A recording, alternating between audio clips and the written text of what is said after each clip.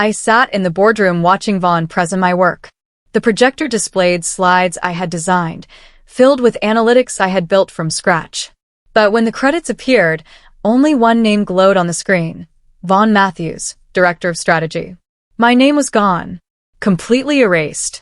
I felt my pulse hammering in my throat as he spoke with smooth confidence, gesturing at charts that represented 6 months of my late nights and exhausted weekends.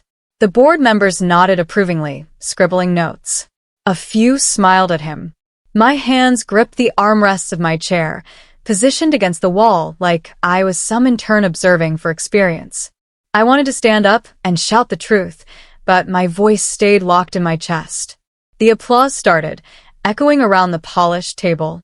Vaughn smiled widely, accepting handshakes and congratulations. I felt myself disappearing in real time, becoming invisible while he absorbed all the recognition. My throat tightened. I swallowed hard, forcing myself to stay calm. Not yet, I thought. Not yet. I walked out of that boardroom with careful, measured steps. My face stayed neutral, my posture straight. But the second the heavy door closed behind me, something inside me cracked. I headed straight for the bathroom, pushing through the door and gripping the edge of the sink. My reflection stared back at me, red-rimmed eyes, pale cheeks, hands trembling against the cold porcelain. I wasn't angry, not exactly. This was something deeper. Betrayal. He hadn't just stolen my work. He had erased me entirely, as if I had never existed. My breath came in short gasps. I pressed my palms against my face, trying to steady myself. My phone buzzed in my pocket, startling me. I pulled it out and saw a message from my coworker. "Lauren, I'm so sorry." We all saw what happened. I stared at the words, feeling my stomach twist. So, everyone knew. Everyone had watched him take credit, and no one had said a word. I looked back at my reflection and whispered to myself, "My name is Lauren Pierce." I said it again, louder this time. Lauren Pierce. I needed to hear it, to remind myself I was real. I joined this company 3 years ago, fresh out of graduate school, eager and idealistic. I believed in hard work and fairness. I thought if I did excellent work, people would notice. I thought merit mattered. I used to admire Vaughn. He seemed confident, polished, the kind of leader I hoped to become one day. He had mentored me during my first month, introduced me to key stakeholders, praised my potential in team meetings. I thought he was someone who genuinely wanted to help me grow. I was wrong. Now, standing in this bathroom with mascara smudging under my eyes, I realized how naive I had been. I used to admire Vaughn. But that admiration died the moment I saw my name missing from that presentation. The first red flag came months ago during an early team meeting. We were brainstorming solutions for a client retention problem. I had spent the weekend researching behavioral analytics and came prepared with a proposal. When my turn came, I explained my idea, segmenting customers by engagement patterns and targeting them with personalized campaigns. The room was quiet for a moment. Then Vaughn nodded slowly and said, "That's interesting."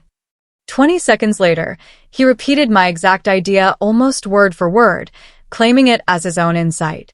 Everyone turned to him, nodding enthusiastically. I laughed awkwardly, thinking maybe he was just rephrasing to clarify. Maybe it was accidental.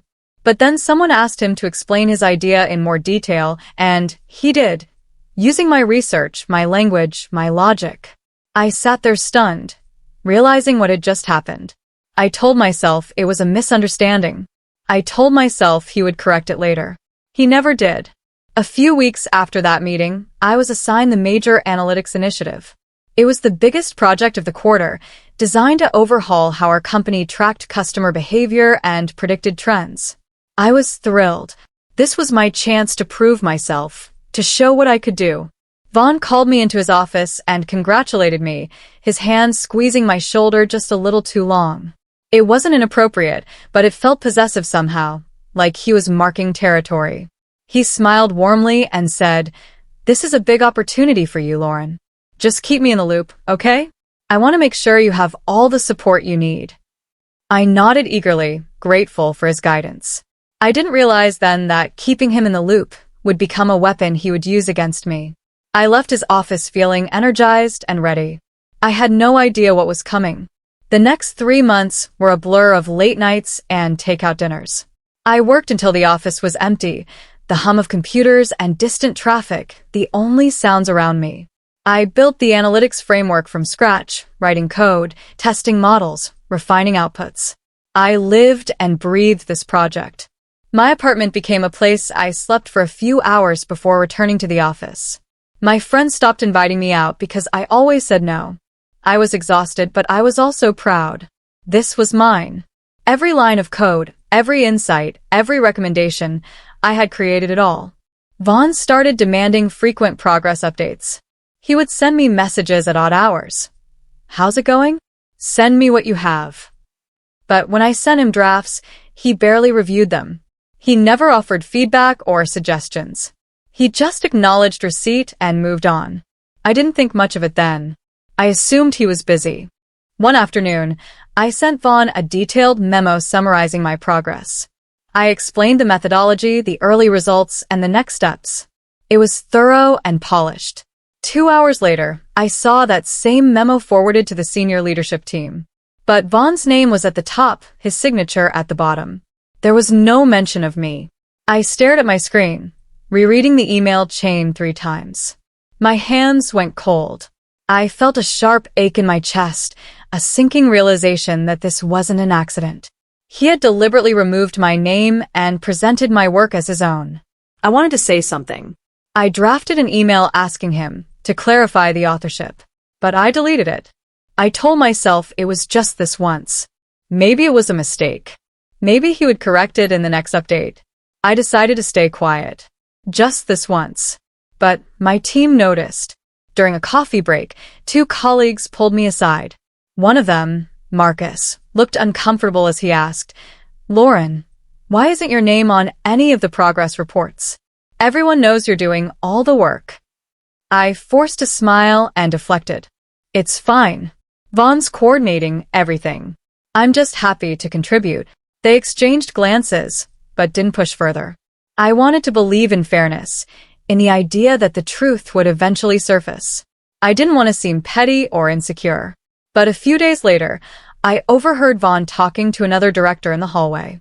I was walking past when I heard him say, "Yeah, Lauren's been helping out. She's good junior support." Junior support. I froze mid-step. I had a master's degree and 3 years of experience. I had built this entire project from the ground up. And he was calling me junior support. My mentor, Dr. Helen Ortiz, pulled me aside after a department meeting. She was one of the few senior leaders I truly respected. She looked at me with concern and said quietly, "Lauren, if you don't protect your work, someone else will own it." I didn't know how to respond. I stammered something about teamwork and collaboration. She shook her head gently. "I've been in this industry for 20 years. I've seen this happen too many times. Document everything. Every email, every draft, every contribution. Protect yourself." I thanked her, but I didn't fully understand what she meant. I thought she was being overly cautious. I thought I could trust Vaughn. But as the deadline for the final presentation approached, her words echoed in my mind. I started saving copies of my work to a personal drive, just in case. I didn't think I would ever need them. 2 days before the board meeting, I sent Vaughn the final files. Everything was complete: polished slides, detailed appendices, supporting data. I had poured every ounce of my knowledge into this project. He replied within minutes. "Looks great. I'll handle the final formatting and prep for the board." My chest went cold. Final formatting. That phrase felt ominous. I tried to push the unease aside, but it clung to me. I sent him a follow-up message asking if he wanted me to co-present. He responded hours later with a casual, "I'll handle it. You've done enough." That night, I didn't sleep. I lay in bed staring at the ceiling, replaying every interaction with Vaughn. I thought about the memo he forwarded without my name. I thought about him calling me junior support. I thought about my mentor's warning.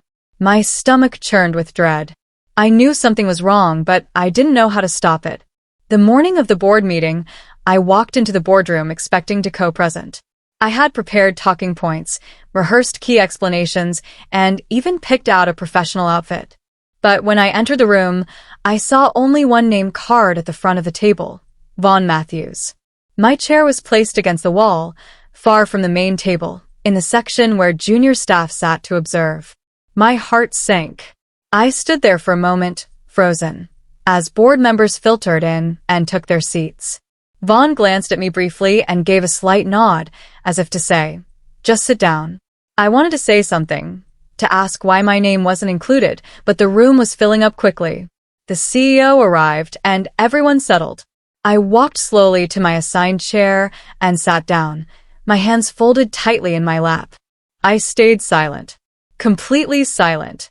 Vaughn began his presentation, and I watched the entire thing unfold again. My slides, my data, my insights, but only his name. The board members asked questions, and he answered smoothly, using the exact language I had written.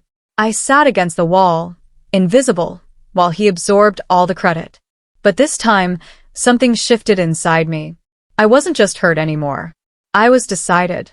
I stayed silent not because I was weak, but because I was planning. I knew that confronting him in front of the board would make me look emotional or petty. I knew that shouting the truth would backfire.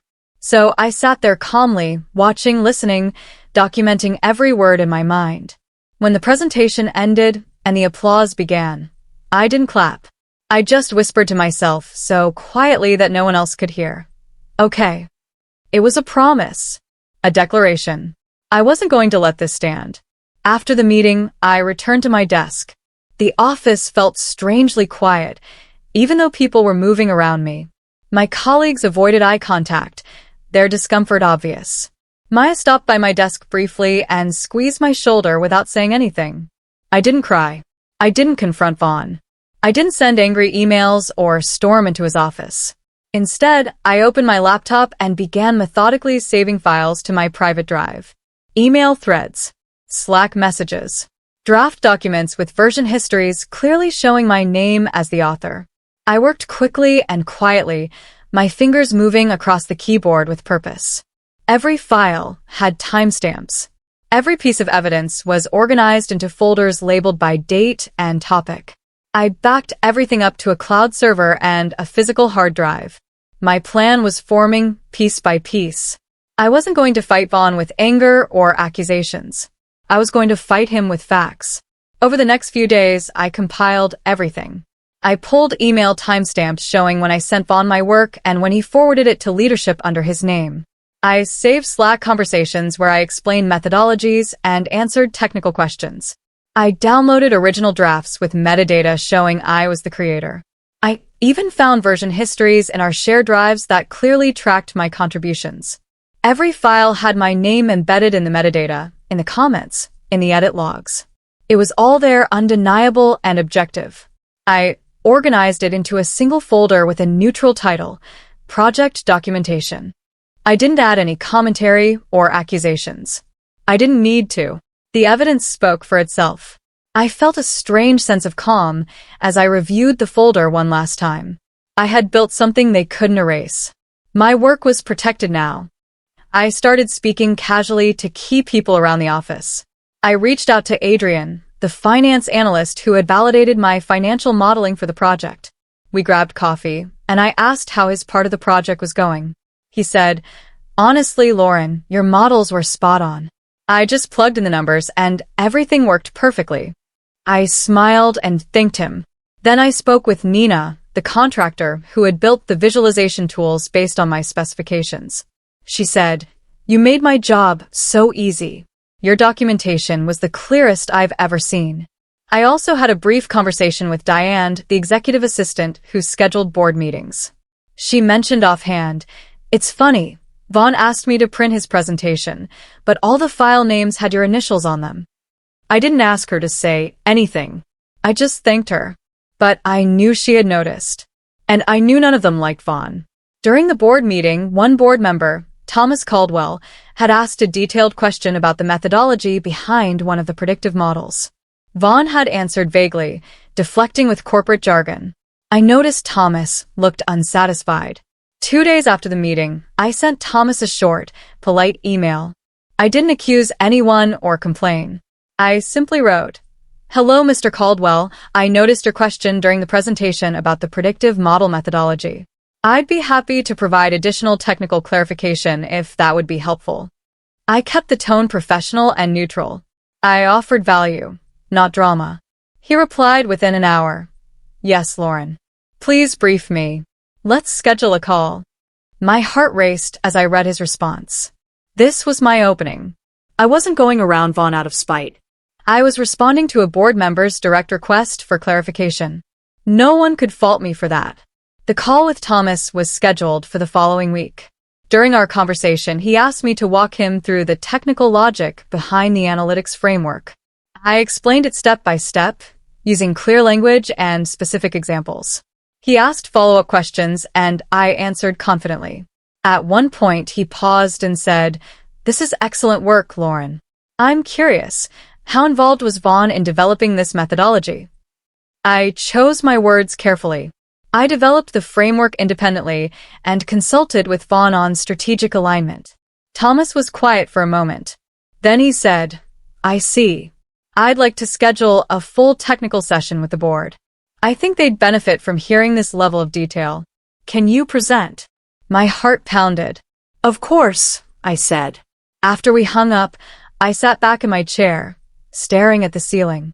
Vaughn couldn't articulate my logic because he didn't understand it. And now the board was going to see that firsthand. 2 hours after my call with Thomas, Vaughn stormed into my cubicle. His jaw was tight, his voice low but furious. "My office." "Now." I followed him, my pulse racing. He closed the door hard and turned to face me. "Do not go around me," he hissed. "You don't present to the board without my approval. Do you understand?" I looked him straight in the eye. My voice was calm, steady. "I didn't go around you." Thomas Caldwell asked me for clarification. I responded to a board member's request. Vaughn's face flushed. "You should have told me first." I tilted my head slightly. "Why?" "It's my work."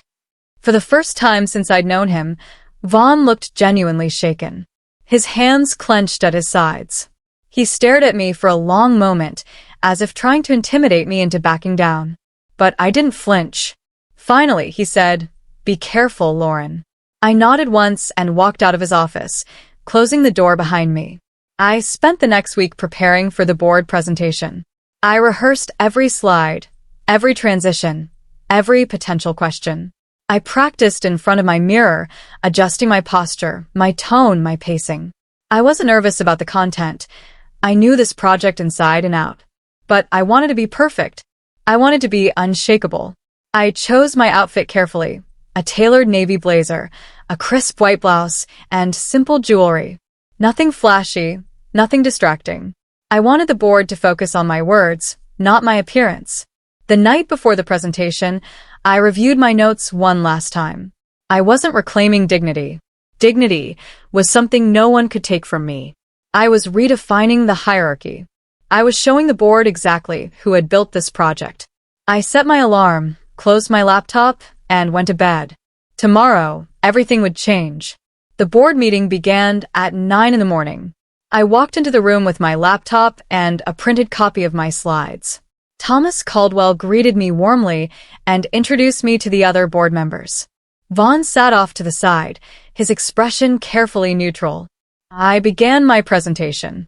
I spoke clearly and confidently, explaining the methodology, the data sources, the predictive accuracy, and the business impact. I walked them through case studies, answered technical questions, and provided context for every decision I had made. I credited every collaborator by name: Adrian for financial validation, Nina for visualization tools, Diane for logistical coordination. I thanked the team for their support. But I never mentioned Vaughn. Not once. The board members leaned forward, taking notes, nodding. When I finished, Thomas said, "This is outstanding work, Lauren. Thank you for this level of detail." I glanced at Vaughn. His face was pale, his hands gripping the armrests of his chair. After the meeting, Vaughn cornered me in the hallway. His voice was low and shaking. "You just made a huge mistake." I stopped walking and turned to face him. I took a small step closer, meeting his eyes directly. My voice was calm, almost gentle. No, Vaughn. I'm correcting one. I walked away, leaving him standing there alone. My heart was pounding, but I kept my pace steady. I didn't look back. 2 days later, I received an email from HR requesting a meeting. The subject line read, "Follow-up discussion, analytics project." I knew what that meant. So did Vaughn. I replied confirming my availability and attached a link to my documentation folder. I wrote, "I've compiled all relevant project materials for your review." When I hit send, I felt a strange sense of peace. The truth was out now. There was nothing left to hide. HR launched a quiet investigation. They interviewed team members individually, asking about roles and contributions. Adrian confirmed I had built the financial models. Nina confirmed I had designed the visualization specifications. Even Diane mentioned the file names with my initials. The documentation I provided spoke for itself: email timestamps, version histories, metadata logs. There was no drama, no shouting, no accusations. Just facts. Just evidence. The investigation took 2 weeks. During that time, Vaughn avoided me completely. He stopped attending team meetings. He worked from home several days. I heard through the grapevine that he had hired a lawyer. Meanwhile, the board requested a closed session about leadership restructuring. Thomas Caldwell personally reached out to thank me for my transparency and professionalism. I didn't celebrate. I just kept working, kept showing up, kept doing my job. I knew the truth would stand on its own. 3 weeks after the investigation began, an announcement was sent to the entire company. Vaughn Matthews was being reassigned to a non-leadership role, effective immediately. There was no fanfare, no public explanation. Just a quiet, clinical restructuring notice. I saw him one last time as he cleared out his office. He avoided my eyes, his movements stiff and mechanical. Security escorted him to the parking garage to revoke his badge access. I didn't feel triumphant. I didn't feel vindicated. I just felt resolved. He had erased me, and I had rewritten the narrative with facts. There were no cheers, no celebrations. Just quiet consequences. As I watched him leave, I thought about all the late nights I had spent building something meaningful. I thought about the moment I saw my name missing from that presentation. And I realized that justice didn't need to be loud. It just needed to be true. A week later, I was called into the boardroom. Thomas Caldwell and 2 other board members were seated at the table. Thomas gestured to the chair across from him and said, "Please sit down, Lauren." I sat, folding my hands in my lap. He smiled and said, "We've reviewed everything. Your work on this project was exceptional, and your professionalism throughout this process has been exemplary. We'd like to offer you the Director of Strategy position." I blinked, processing his words. The position Vaughn held? Thomas nodded. Yes. But not as a replacement. As recognition. You earned this. I took a slow, steady breath. I thought about all the months I had stayed quiet, all the moments I had swallowed my pride. I thought about the bathroom mirror where I whispered my own name to remind myself I existed. And now, I was being offered the seat I had always deserved. "I accept," I said. My voice was calm, composed. But inside, I felt something powerful stirring. This wasn't sympathy. This was justice. I sat in my new office, Vaughn's old one, with sunlight streaming through the windows and landing on my desk. My nameplate was already installed. Lauren Pierce, Director of Strategy. I didn't text anyone to gloat. I didn't post on social media. I didn't send a message to Vaughn. I didn't need to. My work spoke for itself. My name was finally where it belonged, not hidden in metadata or buried in file names, but front and center. I thought about the moment in the boardroom when I watched my name disappear from the credits. I thought about the fear, the betrayal, the anger. And I thought about the decision I made to stay silent, not out of weakness, but out of strategy. I had learned something important.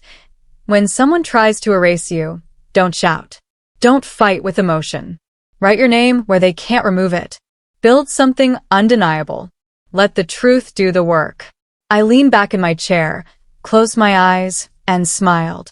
Victory earned. Dignity intact. Justice complete.